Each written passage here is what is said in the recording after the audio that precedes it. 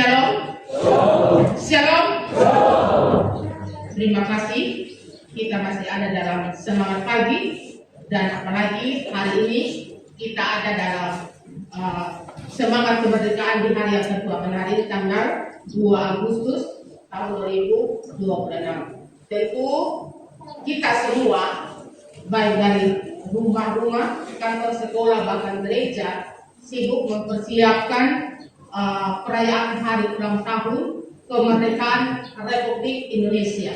Semoga kita tidak sibuk dengan hari ulang tahun kemerdekaan Republik Indonesia saja, tetapi juga mari kita sibuk untuk terus merayakan akan kemerdekaan kita sebagai orang Kristen, sebagai anak-anak Tuhan. Setuju Bapak Ibu? Jangan sampai kita sibuk dengan kegiatan-kegiatan. Apalagi mengaku sekarang sudah buka TNR. Bahkan kami juga di kampung mulai kemarin sudah mulai dengan pertandingan. Jangan sampai dengan kesibukan tersebut pada akhirnya kita mulai lupa siapa kita sebenarnya. Seperti itu, semoga tidak ada yang mengantuk hari ini, karena tadi malam adalah malam minggu, biasanya malam minggu, karena ada bilang hari libur hari ini, banyak yang jalan-jalan begitu. Ya, semoga saya lihat Bapak Ibu masih semangat begitu. Baik Bapak Ibu dan saudaraku, seperti apa yang tadi disampaikan oleh Bapak Pendeta tadi, bahwa hari ini kita ada dalam tema merdeka dalam menjaga identitas Kristiani. Nah, bacaan kita hari ini cukup panjang ya. Tentu Bapak Ibu juga semoga tidak bosan dengan bacaan yang dari ayat pertama hingga ayat yang ke-30. Terima kasih Mama Penatua dengan sekalipun pengurus sudah lansia tetapi masih semangat untuk membaca firman Tuhan. Semoga kami juga bisa ada pada semangat yang Mama tadi membaca firman Tuhan. Nah, tadi saya pikir kisah Sadrak, Mesak dan Abednego bukan hari ini saja kita dengar, pasti kita juga sudah sering atau berulang kali mendengar kisah perjalanan hidup dari ketiga anak Tuhan Sadrak, Mesak dan Abednego, mulai dari sekolah minggu, juga remaja, pemuda, bahkan juga dalam komisi-komisi perempuan, bahkan dalam ibadah-ibadah. Nah, Raja Nebukadnezar tadi mendirikan sebuah patung raksasa di Dura, dan ketika dia mendirikan patung tersebut, dia memerintahkan para pejabat dan juga rakyat sujud menyembah patung tersebut. Saat bunyi sangkakala dan lain sebagainya berbunyi saat itu, di situ Raja Nebukadnezar mengatakan, siapa yang tidak menyembah atau menolak untuk menyembah patung tersebut, maka akan dibuang ke dalam perapian yang menyala-nyala. Bapak Ibu, kita coba bayangkan itu perapian yang menyala-nyala. Pasti kita ngeri. Kita semua yang ada saat ini, kalau kita mau jujur, panasnya matahari sekarang ini, kita mungkin tidak bertahan kalau kita mau jujur. Apalagi kita ibu-ibu kalau sudah pakai itu, saya tidak tahu itu, kami orang kampung tidak biasa sunscreen kok apa kok yang kalau tidak pakai pasti kita skincare. Kalau sudah pakai pasti kita takut untuk keluar. Betul, mama ya. Ya, saya pikir semoga kita tidak takut, tetap aman, kita punya kulit mama. Nah, ketika anak Tuhan Sadrak, Mesak dan Abednego tidak mau menyembah patung yang didirikan oleh Raja Nebukadnezar, sekalipun mereka diancam pasti mati kalau sudah dibuang dalam perapian yang menyala-nyala. Kalau kita ada pada posisi itu, pasti kita akan bongkar lari. Mungkin kita akan, iya siap Raja, saya akan menyembah, karena takut mati, takut terbakar. Ini perapian yang menyala-nyala. Tetapi Sadrak, Mesak dan Abednego tidak mau sama sekali. Mereka tidak mau, Bapak Ibu. Dengan tegas mereka mengatakan, Allah kami yang kami puja sanggup melepas kami, maka ia akan melepaskan kami dari apian yang menyala-nyala itu dan dari tangan mulia raja. Tetapi seandainya tidak, hendaklah tuanku mengetahui ya raja, bahwa kami tidak akan memuja dewa tuanku dan tidak akan menyembah patung emas yang tuanku dirikan itu. Itu adalah pernyataan dari Sadrak, Mesak, dan Abednego. Nah, ketika mendengar apa yang disampaikan oleh ketiga anak Tuhan ini, Raja Nebukadnezar semakin panas, dia geram, marah, dan pada akhirnya disuruh lagi. Dia bilang, panas dari itu api itu 7 kali panas, dia bilang, dari biasanya. Bayangkan Bapak Ibu, sudah panas yang biasa ditambah lagi 7 kali, karena saking emosinya ketika mendengarkan apa yang disampaikan oleh Sadrak, Mesak, dan Abednego. Kemudian ketiganya diikat oleh tentara yang dipilih oleh Nebukadnezar, tentara yang paling kuat sudah. Ikat sama Sadrak, Mesak, dan Abednego, kemudian dibuang ke dalam perapian yang menyala-nyala, yang 7 kali lipat panasnya. Bapak Ibu, ketika ketiga anak Tuhan ini dibuang karena saking panasnya, justru tentara yang membuang mereka itu yang terbakar. Dan apa yang terjadi pula Bapak Ibu? Sadrak, Mesak, dan Abednego, mereka dengan santainya berjalan bebas dalam perapian yang menyala-nyala Bapak Ibu. Tentara tadi sudah terbakar, tapi mereka tiga ini, mereka santai, mereka berjalan dengan bebasnya dalam perapian yang menyala-nyala. Justru di situ dari pengakuan Raja Nebukadnezar, dia bilang tadi 3 yang dibuang, sekarang ada 4 lagi. Siapa yang 1 begitu? Dia sampaikan kepada tentara, ya kepada pejabat yang ada saat itu, betul tuanku, ada 4. Ini hal yang sungguh luar biasa Bapak Ibu. Mereka pun heran, termasuk Raja Nebukadnezar. Sungguh ajaib peristiwa yang terjadi saat itu. Dan pada akhirnya Raja Nebukadnezar,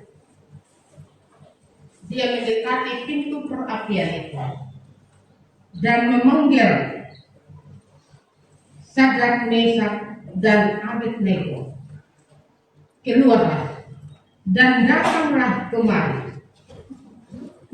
Maka Sadrak, Mesak, dan Abednego pun keluar. Dan saat itu Raja Nebukadnezar mengakui akan kemahakuasaan, keperkasaan Allah Israel yang sungguh luar biasa, yang telah menyelamatkan Sadrak, Mesak, dan Abednego dari perapian yang menyala-nyala. Dia tidak lagi marah Bapak Ibu. Dia bingung sendiri ketika dia lihat Sadrak, Mesak, dan Abednego. Karena apa? Mereka keluar dengan utuh, sama ketika mereka dibuang tadi. Mereka tidak terluka, mereka tidak apa-apa, mereka biasa-biasa, rambut sehelai pun tidak ada yang terbakar Bapak Ibu. Tidak bau api juga. Semakin bingung Raja Nebukadnezar. Maka saat itu ketiga anak Tuhan, mereka diberi jabatan yang lebih tinggi oleh Raja Nebukadnezar. Bapak Ibu dan saudara-saudara itu yang dikasihi oleh Yesus Kristus, ketika kita mendengarkan cerita daripada Sadrak, Mesak, dan Abednego, mereka sangat berani untuk menentang apa yang disampaikan oleh Raja Nebukadnezar. Karena apa Bapak Ibu? Mereka berkomitmen untuk tetap setia kepada Tuhan mereka lewat Yesus Kristus, pengorbanan Yesus Kristus. Mereka berani dan mereka yakin bahwa Tuhan tidak akan pernah meninggalkan mereka. Pasti Tuhan akan menolong mereka. Dan saat itu terjadi, Bapak Ibu.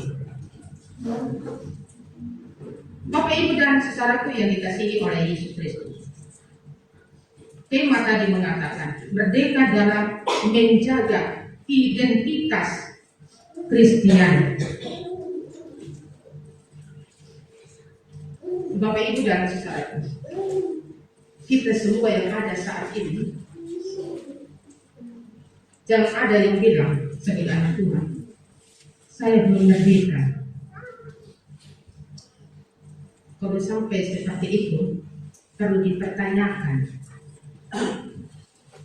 Jangan sampai adalah salah satu Kristen KTP orang bilang namanya orang Kristen, tapi dia tidak pernah memahami identitas dia sebagai orang Kristen. Sesungguhnya Bapak Ibu dan saudara, kita adalah bangsa yang terpilih, imamat yang rajani, bangsa yang kudus, milik Allah sendiri. Dan itu dengan tegas dikatakan dalam pertama Petrus pasal 2 ayat 9. Identitas ini adalah anugerah, bukan hasil usaha kita sendiri. Kita harus catat begitu. Identitas kita adalah umat yang terpilih, imamat yang rajani, bangsa yang kudus, milik kepunyaan Allah. Namun dalam kehidupan kita sebagai orang yang percaya kepada Tuhan, ada banyak tantangan yang terjadi yang harus kita lewati. Kalau tadi kita dengar sama kisah daripada Sadrak, Mesak dan Abednego, mereka disuruh pilih hidup atau mati begitu. Kalau mereka mau menyembah patung, pasti mereka tidak dibuang ke neraka apian. Tapi kalau mereka menyembah patung, pasti mereka tetap hidup. Tapi kalau tidak menyembah, mereka akan mati. Itu menurut Nebukadnezar, toh. Kalau sudah buang pasti mereka mati, dia bilang. Tapi kalau kamu tembak pasti kamu tetap hidup, seperti pejabat yang lain. Tetapi pada akhirnya Sadrak, Mesak dan Abednego tetap memilih itu tidak menyembah. Nabi Muhammad di depan desa pasti mereka pilih mati begitu. Bapak Ibu dan saudaraku yang dikasihi oleh Yesus Kristus, dan kehidupan kita sebagai anak-anak Tuhan, baik dan kehidupan pribadi, prioritas pribadi, kehidupan rumah tangga, berjemaah, bermasyarakat, tentu kita diperhadapkan dengan tantangan, dengan ancaman-ancaman. Nah, hal demikian akan membuat kita mungkin akan goyah. Mungkin kita akan ada dalam dua pilihan. Apakah saya tetap setia kepada Tuhan ataukah tetap pada zona nyaman saya sebagai manusia? Ini yang terjadi. Sehingga pada akhirnya sebagai anak-anak Tuhan sering gagal untuk menjaga identitas kita masing-masing. Bapak Ibu, mari kita renungkan kembali tadi dalam saya ikuti betul-betul dalam doa pengakuan dosa tadi. Kita masing-masing telah menyatakan kegagalan kita untuk mempertahankan identitas kita sebagai anak-anak Tuhan. Saya ketika sampai pada posisi sebagai majelis jemaat, saya merenungkan pribadi saya sebagai seorang pelayan, apalagi kami sebagai perempuan yang punya peran ganda baik dalam rumah tangga dan juga dalam jemaat. Bahwa sesungguhnya kami sungguh tidak sempurna untuk melakukan tugas dan tanggung jawab kami, baik sebagai ibu dalam rumah tangga maupun sebagai pelayan di tengah-tengah jemaat. Kita gagal untuk mempertahankan identitas kita sebagai anak-anak Tuhan. Sebagai pemuda-pemudi, kalau kita mau jujur, kita juga gagal untuk mempertahankan identitas kita sebagai pemuda-pemudi Kristiani. Kalau kita mau jujur, kenapa saya katakan demikian? Di zaman sekarang ini ada zaman yang sangat canggih. Sekarang pemuda-pemudi Kristen, tapi puji Tuhan saya pikir di Manubara ini kasih semangatnya luar biasa untuk pemuda-pemudi Kristen. Apalagi Pak Pendeta ini orangnya semangat, santai, tapi tegas juga karena kami sudah cukup lama berteman dalam pelayanan. Tetapi hati-hati kita sebagai pemuda-pemudi Kristen, terkadang karena asik dengan kenyamanan kita, asik dengan indahnya dunia, saya pikir pemuda-pemudi Kristen bisa tahu, asik dengan indahnya dunia, maka pada akhirnya bisa gagal untuk mempertahankan identitas kita sebagai pemuda-pemudi Kristen. Contoh yang sering terjadi, ya saya di Manubara tidak ada, saya yakin tidak ada. Bisa kalau di sini jaringan lancar, kalau mungkin 1-2 orang bilang pasti Pak Pendeta akan japri begitu, halo begitu. Kalau kami di kampung ya jaringan agak error, pemuda bilang ya kita harus cari sama mereka. Mau telepon juga tidak mau, kadang juga dong pas mati HP begitu hari Minggu supaya jangan ditunggu. Hanya di kamera yang aktif karena ada mau pergi foto-foto begitu. Biasanya hari Minggu ramai, anak muda pergi pantai. Nah, sekarang kalau di pantai mungkin di sini orang pemuda-pemudi Manubara ini sudah bosan dengan pantai begitu. Paling cari yang di gunung-gunung sana begitu. Salah satu Piara Kuku Hills. Ya, di situ kan kalau hari Minggu ramai. Kalau kami pulang mulai dari Sabtu, kalau kami pulang pelayanan di Kenanggar sana, sepanjang jalan itu ada motor, mobil penuh sudah dengan anak muda-mudi begitu. Sampai hari Minggu. Biasanya kami kadang kalau urusan di Mengapu turun hari Minggu siang atau sore, itu penuh dengan anak muda-mudi. Ya semoga mereka sudah habis ibadah pagi atau siang baru lutut di sana. Tetapi ada juga yang seharian itu mereka habiskan di Piara Kuku Hills. Bahkan lanjut mungkin di tempat-tempat lain. Kan sepanjang di sana itu indah sekali pemandangan. Begitu. Kalau beberapa jemaah mungkin sudah ada yang tahu, termasuk Pak Pendeta ulang-ulang foto di sana begitu. Nah ini yang sering terjadi. Nah ini hati-hati. Masih ada hal-hal lain yang akan menuntun pemuda-pemudi untuk dapat mempertahankan identitasnya sebagai pemuda-pemudi Kristen. Nah inilah bagaimana juga peran daripada orang tua, yaitu bapak dan ibu dalam sebuah keluarga Kristen. Tadi di sini Komisi Bapak juga sudah menyatakan akan kegagalannya dalam mempertahankan identitasnya sebagai orang Kristen dalam perannya sebagai seorang imam dalam keluarga. Ya, saya pikir di sini pasti tidak mungkin terjadi. Kalau di tempat lain mungkin, ya sekali kami di kampung sana tidak semua pegawai, tapi bapak-bapak juga sibuk sekali. Sehingga kalau di gereja itu, ya kan ada satu pendeta yang khotbah di kami sana kan yang paling banyak perempuan. Dia bilang semoga di sini yang hadir bukan janda-janda dia bilang. Karena yang banyak ini perempuan, bapak-bapak hanya berapa orang seperti itu. Tapi saya lihat di sini ada bapak-bapak, ada mama-mama, baru duduk berdampingan, puji Tuhan. Kalau kami di kampung bapak ibu duduk berpisah. laki-laki di sebelah sana, perempuan, karena bukan karena baku marah bagi ibu, tetapi kami orang Sumba istilah pahilir yang baku ipar itu oleh ketika tidak bersentuh. Jadi kalau tidak mau kalau sampai di gereja ya di rumah kita berkawan sudah, tapi sampai di gereja terpaksa harus untuk berpisah begitu. Nah ini yang sering terjadi. Nah di sini bagaimana peran seorang bapak yang adalah imam dalam keluarga bagi istri dan anak-anak dan juga anggota keluarga. Jangan karena saking sibuknya dengan pekerjaan, dengan tanggung jawab mencari nafkah, lupalah si istri dan anak-anak dalam rumah tangga. Kadang ada bapak-bapak yang punya membangun begitu. Sudahlah, yang penting saya sudah tadi makan, kasih mereka, yang penting mereka makan di rumah, dorong sehat, sudahlah. Yang penting saya sudah kasih sekolah ini anak-anak, mau apa lagi?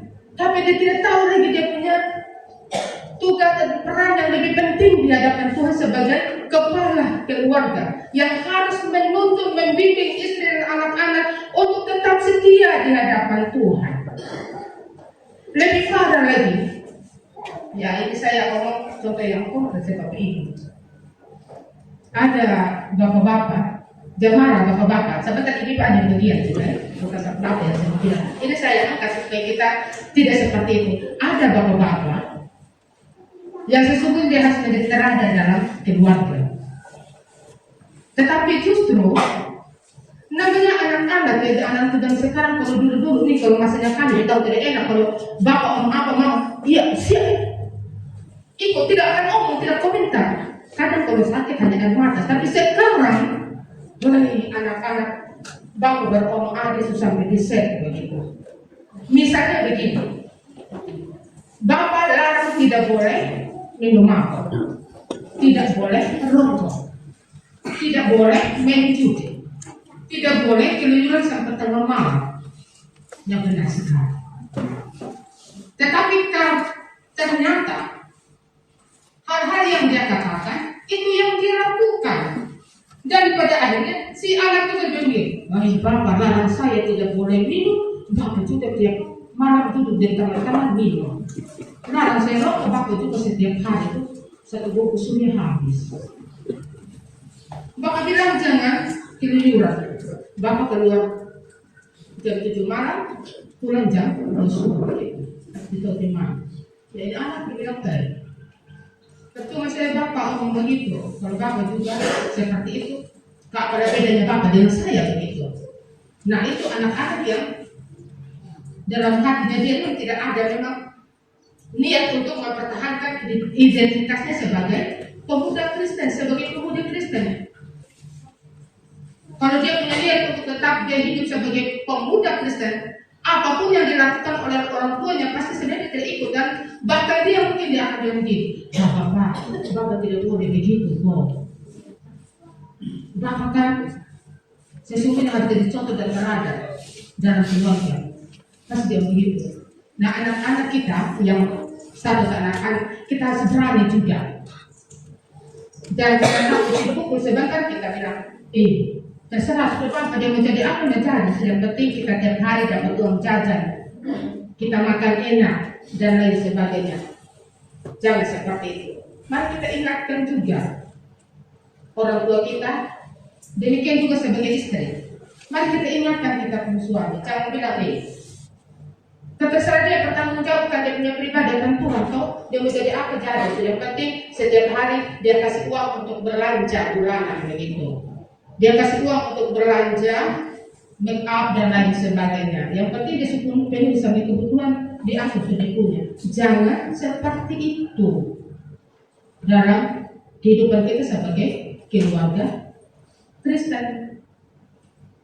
Bagi kita ibu-ibu ini juga tidak jauh berbeda dengan peran kita sebagai peran bapak dan sebagai kepala keluarga, sebagai imam. Nah terkadang dalam mendidik anak-anak dalam rumah tangga kita mulai saling bertolak bahera begitu. Tiba-tiba si anak buat hal yang tidak diinginkan. Datang bapak dia bilang, mama kau buat apa sih di rumah? Tidak perhatikan anak ini. tidak jaga dia dan lain sebagainya. Nah, memang didik anak itu hanya tugas seorang ibu. Tidak kan? Ini anak juga dia ada di tengah-tengah keluarga, kita punya kerinduan bersama sebagai suami istri kan? Iya. Bukan mama yang kepingin punya anak, si suami sehingga anak ada. Tetapi yang sering terjadi kalau anak buat kesalahan, justru kami ibunya yang dimarahi, yang disalahkan. Kenapa tidak jaga dia? Kenapa tidak nasihati dia?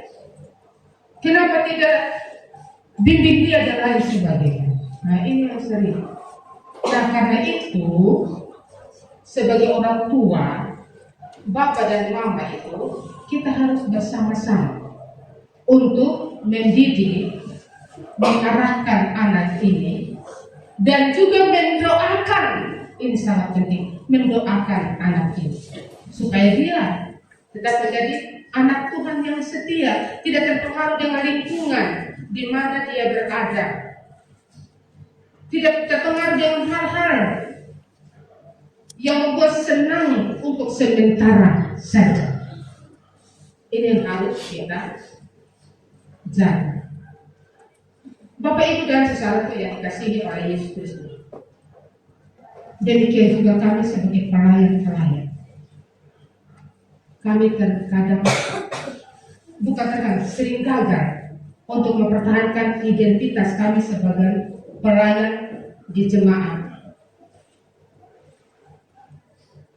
Kami seharusnya menjadi teladan dan tetap setia melakukan tugas dan tanggung jawab sebagai pelayan sebagai hamba Tuhan. Tapi saya tidak membalas tidak.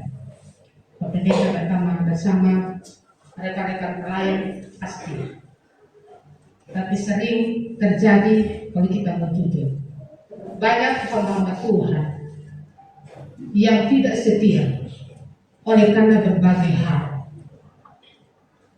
Bisa datang dari diri sendiri, dari dalam keluarga, lingkungan, atau dalam dunia pelayanan. Sebagai hamba Tuhan, jemaat pasti paham, pasti mengatakan, orang itu kuat. Setiap hari kan mereka doakan jemaat, masih mereka aman-aman. Sesungguhnya tidak, Bapak Ibu. Kami sebagai hamba Tuhan adalah manusia yang rapuh.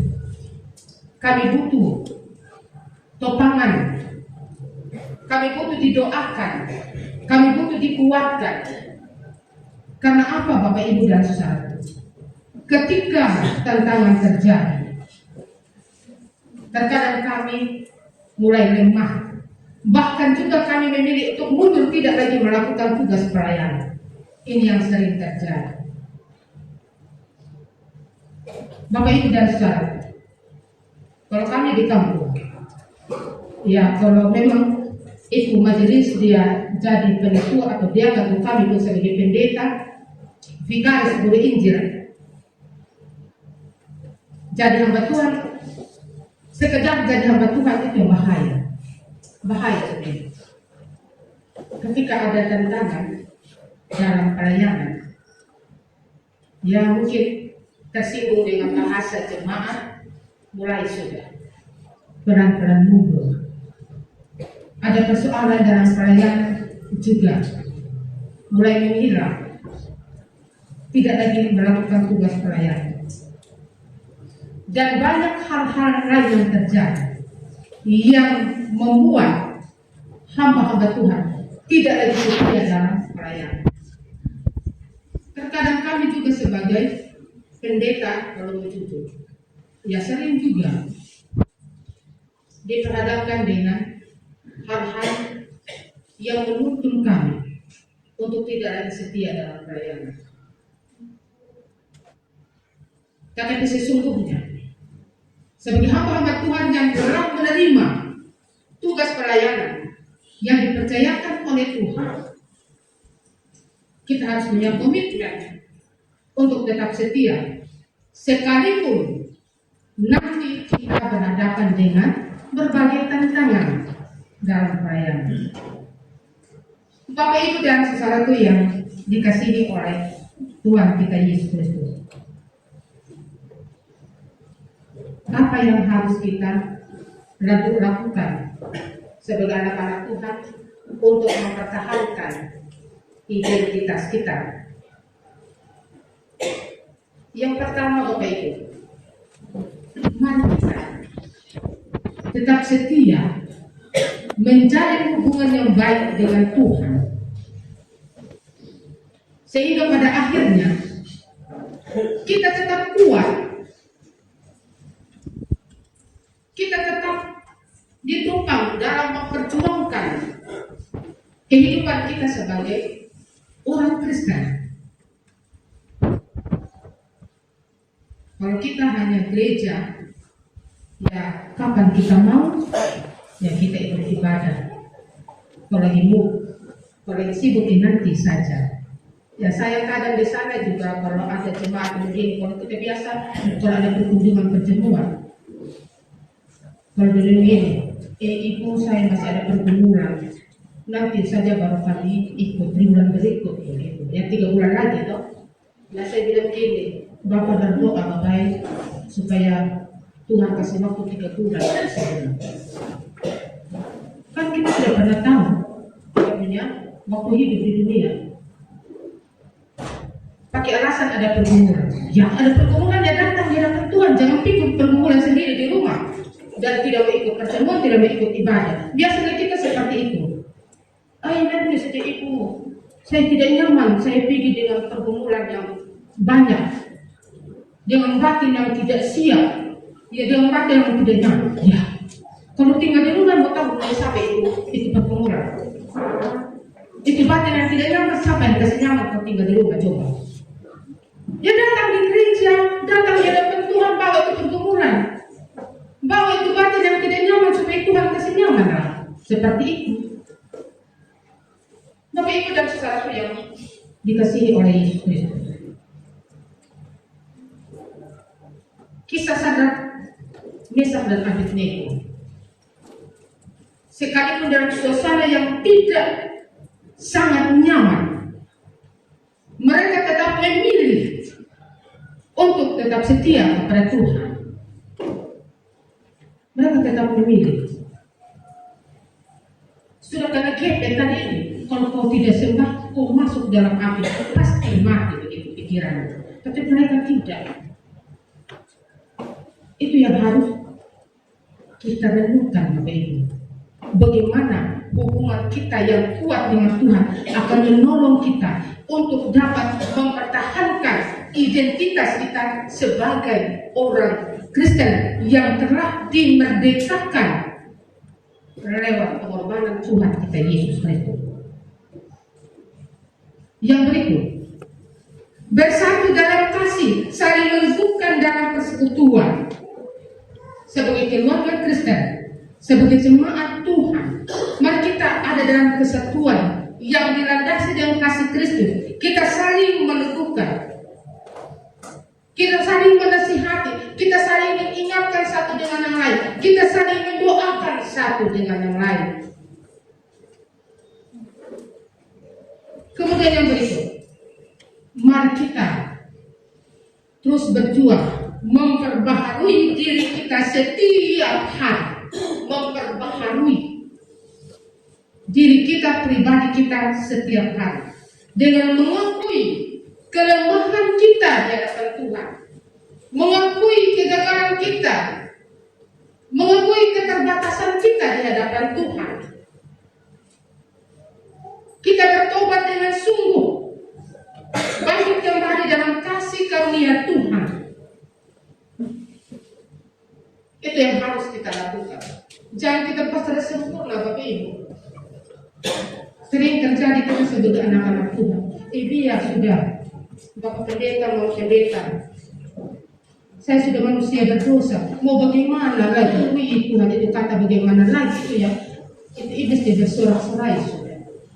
Kalau kami orang Timur bilang merayu malinya, begitu lemah. Mau bagaimana lagi Ibu? Kita tunggu apa yang terjadi. Bapak Ibu kami dengar masa itu kami sebagai pendeta, sebagai hamba Tuhan menangis dalam hati. Berarti kami gagal untuk menuntun jemaat ini supaya tetap hidup setia di hadapan Tuhan. Tetapi datang pernyataan bilang, mau bagaimana itu? Nenek kami tidak bilang, oh iya mama, mau bagaimana? Tidak mungkin kami seperti itu. Tetapi sesungguhnya kami bilang, mama mari kita berjuang bersama-sama. Bapak, mari kita berjuang bersama-sama. Untuk kita hidup dalam kebenaran. Bapak Ibu dan saudara-saudaraku yang dikasihi oleh Yesus Kristus. Nas memilih kali mengatakan kepada kita supaya kita sungguh-sungguh merdeka. Kristus telah memerdekakan kita. Karena itu berdirilah teguh dan jangan mau lagi dikenakan kuk perhambaan. Bagi kita di sini diarahkan untuk tidak lagi menjadi hamba-hamba dosa. Jangan lagi hidup dalam dosa Bapak Ibu. Mari kita berdiri teguh dan memperhatikan apa yang kami sampaikan tadi. Untuk kita menjaga hubungan yang erat dengan Tuhan. Saling mendoakan, saling menguatkan, saling menasihati satu dengan lain. Dan terus memperbaharui diri dan kehidupan setiap hari. Baik itu kita sebagai pemuda-pemudi Kristen, sebagai bapak, sebagai ibu, sebagai pelayan Tuhan. Sehingga pada akhirnya kemerdekaan yang telah kita terima, yang telah kita alami di dalam Tuhan kita Yesus Kristus, tetap kita nikmati sepanjang kita masih hidup di tengah-tengah dunia ini. Kalau bangsa Indonesia sudah merdeka sudah sekian tahun, ya kiranya kita juga seperti itu. Kita mari pertahankan kemerdekaan di dalam kehidupan kita sebagai orang Kristen. Jangan hanya pertahankan kemerdekaan kita sebagai warga negara Indonesia, tetapi kita harus juga betul-betul berjuang mempertahankan kemerdekaan yang telah kita terima dari arah lewat pengorbanan putra tunggal Tuhan kita Yesus Kristus. Mari kita mohon kekuatan Roh Kudus supaya menolong kita untuk tetap menjaga identitas kita sebagai anak-anak Tuhan. Kiranya Tuhan menolong dan akan terus memberkati kita. Amin. Tuhan. Bapak Ibu, mari kita